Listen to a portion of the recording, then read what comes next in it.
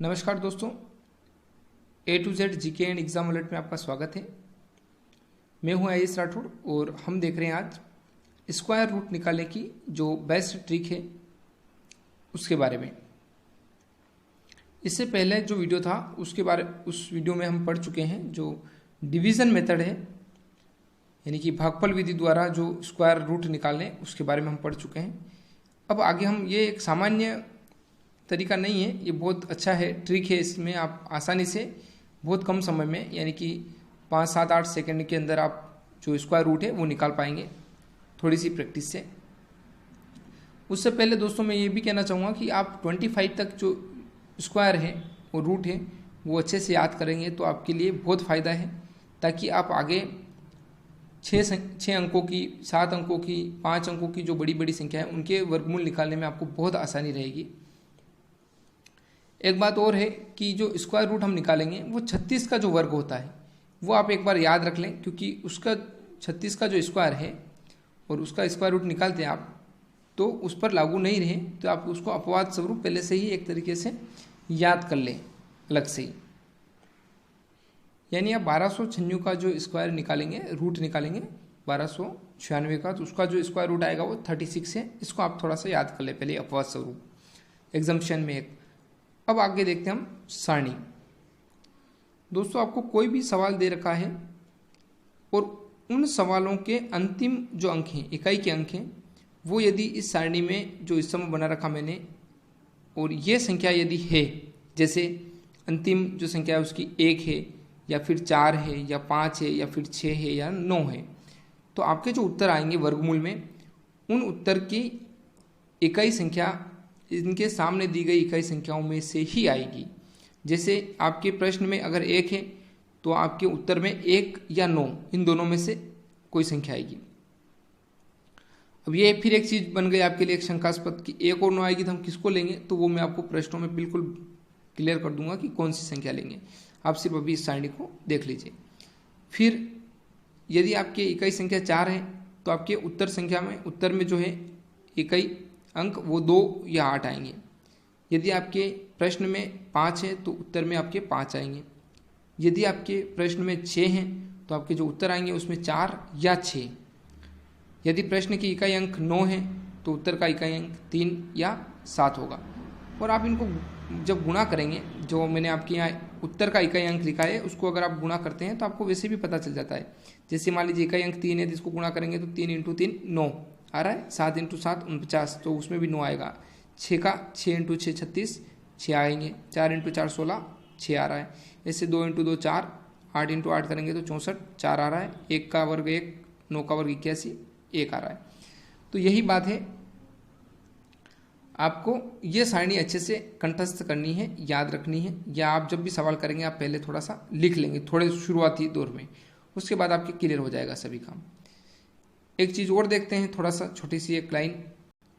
ये छोटी सी लाइन क्या है, तो यदि किसी संख्या के अंतिम अंक यानी कि जो इकाई अंक आपको 2, 3, 7 और 8 दिख जाते हैं तो वह संख्या पूर्ण वर्ग नहीं होगी, यानी उसका वर्गमूल दशमलव में आएगा, उसका वर्गमूल पूरा पूरा नहीं निकल सकता है, ये आप ध्यान रखें।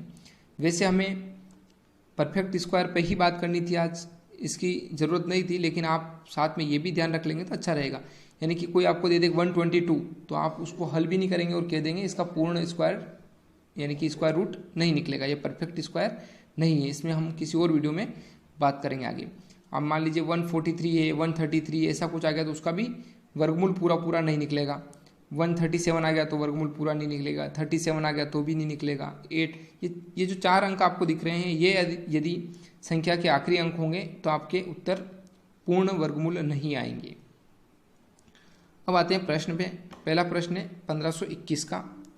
तो दोस्तों ये जो प्रश्न है इसके सबसे पहले आपको क्या करना है हल करते समय कि जोड़ा बनाना है। अंतिम 2 अंकों का एक ग्रुप बना लेना है, अंतिम 2 अंक उनका ग्रुप बना लेना है, अलग रख दिया। अब यहाँ देखिए इसका इकाई अंक क्या है, इसका इकाई अंक आपको दिख रहा है, इकाई अंक क्या है 1 है। सारणी क्या कहती है कि यदि इकाई अंक आप चाहें तो वीडियो को बैक करके आप सारणी को वापस देख सकते हैं, या एक बार और दिखा देता हूं मैं। देखिए इकाई अंक आपका 1 है, यदि प्रश्न के अंदर, तो आपके उत्तर में क्या आएगा, या तो 1 आएगा या 9 आएगा। अब इसको आप साइड में लिख ले जब भी आप सवाल हल कर रहे हैं तब। तो 1 या 9 में से हम क्या लेंगे वो भी और बताता हूँ। अभी हमने लिख लिया 1 आएगा या फिर 9 आएगा, ठीक है साहब। अब 15, तो 15 जो है वो किन किन संख्याओं के वर्ग के बीच आता है। तो वो एक तो 3 का वर्ग करते हैं तो 9 आ रहा है, और एक 4 का वर्ग 16, तो 9 और 16 के बीच में 15 आता है। तो जो छोटी संख्या है वो लेनी है हमें, ये 3 लेना है। क्या लेना है हमें, 3। यहाँ पे 1 हो गया था वो इसलिए काट दिया गया। तो हमने क्या ले लिया पहले, तो 3। ये 15 किन किन के वर्ग के बीच है, 3 और 4 के, तो हमें छोटी संख्या लेनी 3। अब बात आती है कि इन दोनों में से कौन सा अंक लें। तो वो डिपेंड करेगा कि आपका 15 किसके पास में है। 15 बड़ी संख्या के पास में जा रहा है या फिर छोटी संख्या के पास में जा रहा है। मतलब 15 किसके पास जा रहा है, 15 16 के पास में जा रहा है, 15 9 के पास में जा रहा है। तो 15 जा रहा है 16 के पास में, तो इन दोनों में से हम बड़ी संख्या लेंगे। बड़ी संख्या कौन सी है, 9, तो इसके पीछे 9 लिख दिया हमने। तो इकाई का अंक हमारा 9 आएगा, और जो दहाई का अंक है वो दहाई का अंक यहाँ से कितना आएगा, 3, तो इससे 39 वर्गमूल बनेगा।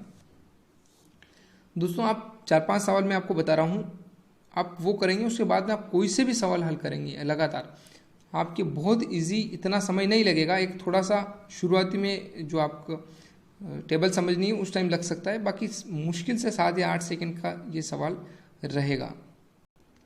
फिर देखिए अगला 2916। तो अब आप देखिए 16 का जो अंतिम अंक है वो क्या है, 6। तो अब सारणी में आप जाके देख लीजिए कि अंतिम अंक आपका यहाँ पे 6 है, तो आपके उत्तर में क्या आएगा, इकाई एकांक या तो 4 आएगा या 6, 4 आएगा या 6, दोनों में से 1 आएगा। तो यहाँ पे आ रहा है वो 4, अभी देखते हैं कैसे आ रहा है। तो इन दोनों में से 1 आएगा, हम साइड में लिख लेंगे, इन दोनों को साइड में लिख लिया। अब आता है हमारा 29। तो 29 वो किस किस के वर्ग के बीच में आता है। तो एक तो आता है वो 5 का 25 और एक 36, तो 5 और 6 के वर्ग के बीच आएगा 29।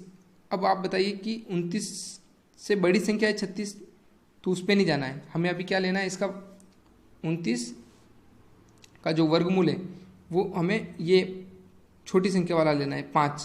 तो हमने दहाई का अंक क्या ले लिया, 5। अब इन दोनों में से कौन सा आएगा वो निर्भर करेगा कि 29 25 के पास है या 36 के पास है।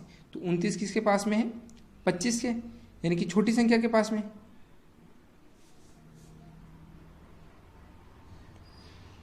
देखिए आप 29 जो है 36 से 7 अंक दूर है और इधर 4 अंक दूर है, तो हमें कौन सी संख्या लेनी पड़ेगी इन दोनों में से, छोटी संख्या। छोटी संख्या कौन सी है, 4, तो ये यहाँ पे 4 आ गया। और एक दहाई का अंक जो है वो 5, वो आपको मालूम पड़ गया होगा कि हमें इससे छोटी संख्या 25 है और उसका वर्गमूल 5 है, तो 5 हमने यहाँ लिया और इकाई का अंक यहाँ से ले लिया 4। और आगे सवाल देखिए, इसमें देखिए आप 86 49। तो 49 जो ग्रुप बना है 49 वाला, उसका आप देखेंगे तो 2 अंक आएंगे। कौन कौन से 2 अंक आ सकते हैं, या तो 3 आएगा या फिर 7 आएगा, 3 और 7। तो हमने साइड में लिख लिए 3 और 7 अलग। अब हमारा पूरा जो ध्यान है वो 86 पर टिक गया आके। 86 किस किस के बीच में आते हैं, तो 86 आते हैं 9 के वर्ग, 9 का वर्ग क्या है 81, और 10 का वर्ग 100, इन दोनों के बीच में आता है। तो जो छोटा वर्गमूल है वो लेना है, 9 ले लिया हमने यहाँ से, यानी कि दहाई का अंक हमारा 86 से आया। दहाई का अंक 86 से कितना आया, 9 आ गया।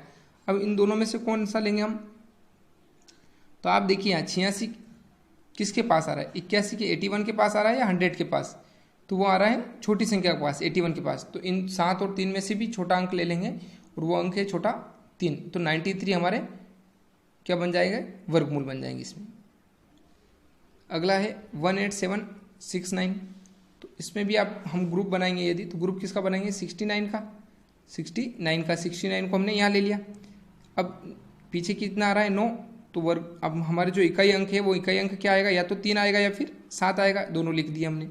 अब बच गया हमारा 187। ये किस किस के मध्य आता है, तो 13 का जो वर्ग करते हैं 169 और 14 का जो वर्ग करते हैं 196, इन दोनों के मध्य में ये 187 आता है। तो हमें इसका जो दहाई का अंक लेना है वो तो छोटा लेना है, कौन सा लेना है, 13। तो ये 13 आ गया हमारे यहाँ पे, ये बन गए 13। अब इन दोनों में से कौन सा आएगा, तो ये 187 किसके पास में, 187 196 के पास है। तो 196 के पास है, इन दोनों में से बड़ा अंक आ गया 7 का, ये आ गया। तो इसका वर्गमूल कितना है, 137।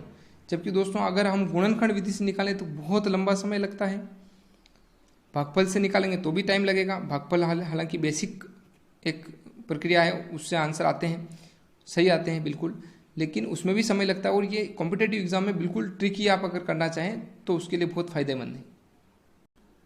यहाँ आप देखिए एक और सवाल 53361, तो लास्ट में क्या है 61 और 61 का इकाई अंक क्या है 1 और 9 दोनों हैं, रख दिए साइड में। 533 है वो किसके मध्य आता है, तो 23 का वर्ग बनता है 529, 24 का बनता है 576। और ये मैं 25 तक आपको इसीलिए बोल रहा था कि आपको यदि यहाँ तक याद है तो 5 अंकों तक की संख्या के लिए आपको बहुत आसानी से आप निकाल पाएंगे। ये लिखने की आवश्यकता नहीं थी, सिर्फ आपको समझाने के लिए लिखा गया है। तो 533 का आप देखेंगे तो ये इससे छोटी संख्या ये है और इसका वर्गमूल 23 है, तो 23 हमने लिख दिया। अब इन दोनों में से कौन सा आएगा, 533 किसके पास है, 76 के पास है या 29 के पास है, तो वो है 529 के पास, तो इन दोनों में से छोटा अंक आ जाएगा 1। इस तरीके से 231 आपका वर्गमूल बनेगा। एक और देखते हैं, 6 अंकों की संख्या है और इसके अंदर लास्ट का अंक क्या है 69, साइड में लिखा हमने। और 69 के यदि हम देखेंगे तो हमारा जो उत्तर में इकाई अंक आएगा वो या तो 3 आएगा या फिर 7 आएगा, लिख लिया हमने अलग। अब आप देखिए 1497, 1497 ये किस किस के मध्य आता है, ये 38 का वर्ग और 39 का वर्ग है, उनके मध्य आता है। तो 38 का वर्ग कितना हुआ 1444 और 39 का कितना हुआ तो 1521, ये हो गए, इनके मध्य में आपके ये आया। तो हमारा जो दहाई का अंक आएगा वो कौन सा आएगा, वो आएगा 38, क्योंकि इससे छोटी संख्या ये है और इसका वर्गमूल ये, तो 38 हमारा दहाई का अंक आया। और इकाई का अंक इन दोनों में से कौन सा आएगा, तो अब आप देख लीजिए ये किसके नज़दीक जा रहा है, किसके नज़दीक जा रहा है, तो ये इसके नज़दीक ज़्यादा जा रहा है, क्योंकि यहाँ से 24 अंक दूर है ये और यहाँ से अभी बहुत दूर है, तो लास्ट का अंक हमारा कौन सा आएगा 7 आ जाएगा। दोस्तों इस प्रकार से आप बहुत आसानी से और बहुत जल्दी इस ट्रिक से जो वर्गमूल के सवाल है वो वर्गमूल के सवाल कर पाएंगे, मुझे पूरी उम्मीद है ऐसी। और मेरा बार बार आग्रह यही है कि आप कम से कम 25 तक या 30 तक तो वर्ग है वो, क्योंकि कॉम्पिटेटिव एग्जाम है तो इतना तो आप याद करें, तो इससे आपको बेनिफिट बहुत ज़्यादा होगा, ये मेरा मानना है। और वर्गमूल लगभग बहुत सारे एग्जाम्स में आते हैं कॉम्पिटेटिव, तो आप लोग जो और फ्रेंड्स हैं उनको भी आप इसको शेयर करें ताकि उनको भी ये फ़ायदा हो पाए। धन्यवाद दोस्तों।